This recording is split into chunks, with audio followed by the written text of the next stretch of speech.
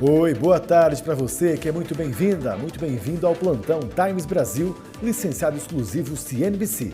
Hoje é sábado, 25 de outubro e essas são as notícias que você precisa saber. Vamos primeiro a um destaque no nosso site, o timesbrasil.com.br. Israel ataca a faixa de Gaza, mesmo após ter se comprometido a retomar o cessar-fogo. As forças de defesa de Israel afirmaram em seu canal no aplicativo mensageiro Telegram ter realizado um ataque preciso na região de Nuseirat, no centro da faixa de Gaza, e que a ação visou impedir uma ofensiva do Hamas contra as tropas israelenses. O ataque ocorre após Israel se comprometer a retomar o cessar-fogo em Gaza. As forças israelenses disseram ainda que as tropas do Comando Sul estão posicionadas na área, conforme o acordo de cessar-fogo, e continuarão a operar para remover qualquer ameaça imediata. Para mais notícias como essa, é só acessar timesbrasil.com.br. E depois da aprovação das plantas frigoríficas que manejam a carne de frango para exportar para a União Europeia, o Brasil busca agora avanços em outras áreas. As delegações já discutiram a reabertura do mercado de pescados. E qual a expectativa? O repórter Rafael Coracini está sabendo e conta para a gente agora, ao vivo. Boa tarde, Rafael. Oi, Pablo. Boa tarde novamente. Boa tarde para quem nos acompanha. É isso, depois dos avanços na negociação para a retomada da venda de carne de frango à União Europeia com o sistema de pré-listing, agora tem também avanços relacionados às negociações para os produtos pescados brasileiros em direção ao bloco econômico, à União Europeia. Vale lembrar que desde 2017 a União Europeia impõe restrições aos produtos brasileiros.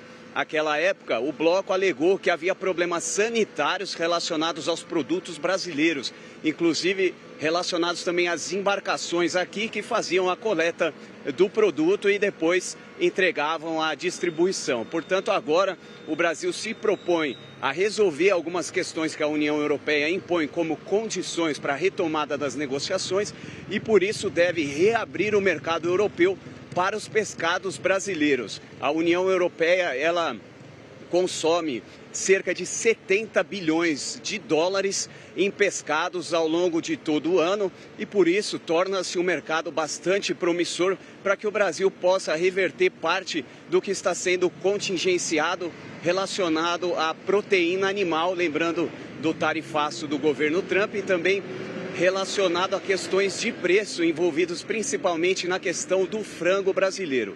O frango tem aumentado de preço e por isso há uma questão também da redução da demanda no mundo. Mas agora, com a contraposição da abertura de mercado no setor de pescados, é esperado, portanto, que os produtores brasileiros ganhem aí um novo flanco de atuação.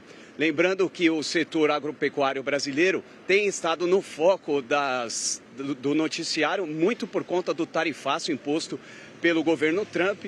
O governo brasileiro impôs condições para financiar em até 12 bilhões dívidas do agronegócio brasileiro, relacionados principalmente às recuperações judiciais e endividamento que esse setor vem passando ao longo dos últimos meses, muito por conta do aumento de preços e também da questão do endividamento relacionado ao aumento dos juros aqui no Brasil. Com essas decisões, o governo espera, portanto, que o agronegócio tenha algum alívio e passe, portanto, a ter condições mais favoráveis, tanto para a produção voltada ao mercado interno, quanto para a exportação, viu, Pablo?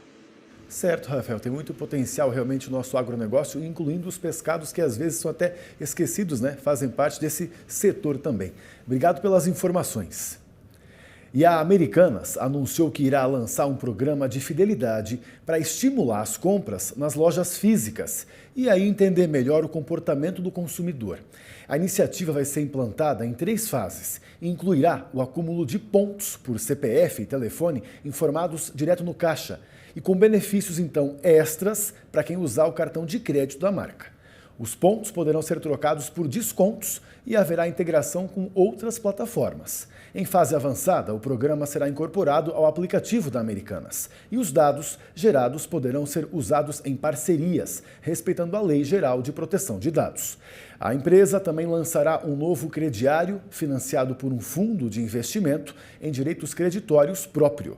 As ações fazem parte da estratégia para reforçar o varejo físico e sustentar a recuperação judicial, após registrar 9 bilhões e 300 milhões de reais em vendas no primeiro semestre desse ano.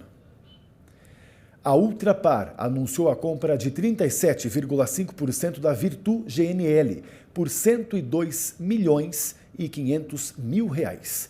Segundo a empresa, desse montante, 85 milhões em aporte de capital e o restante via a transação secundária. A Virtu GNL atua em logística de gás natural liquefeito, tanto para a Eneva quanto em serviços de transporte com frota própria movida à GNL, ganhando destaque na substituição do diesel em rotas do agronegócio.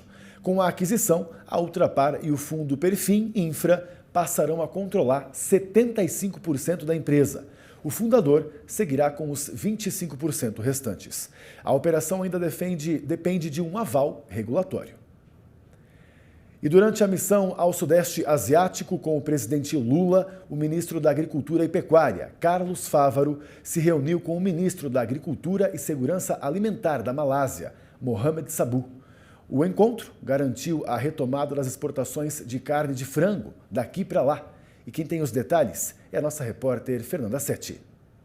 Essa missão, liderada pelo presidente Lula, com visitas oficiais à Indonésia e à Malásia, tem como principal foco o fortalecimento das parcerias estratégicas e a ampliação da presença brasileira na região. Entre os principais temas discutidos com relação ao setor do agronegócio brasileiro foi a retomada do comércio de frango brasileiro na Malásia, que estava suspenso em razão de medidas sanitárias por conta da influenza aviária. Além disso, o ministro da Agricultura, Carlos Fávaro, falou da importância de reduzir esse tempo de interdição, que atualmente é de 12 meses. O ministro defendeu a implementação do sistema de regionalização, que, segundo ele, pode garantir a retomada das exportações brasileiras de forma mais rápida. Além disso, esse encontro na Malásia proporcionou a abertura de novos mercados para os produtos brasileiros.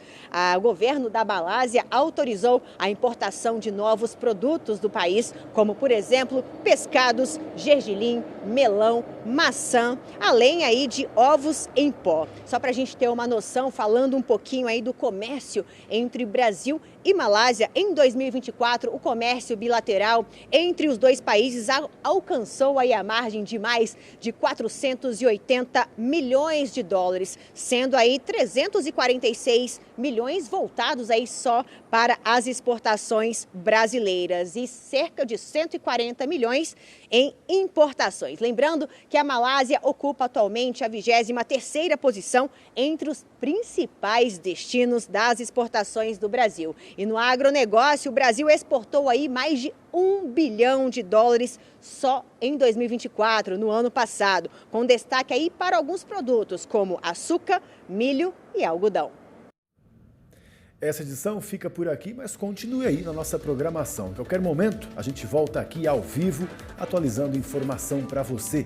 É só no Times Brasil, licenciado exclusivo CNBC, a maior emissora de negócios do mundo, agora no Brasil. Até mais!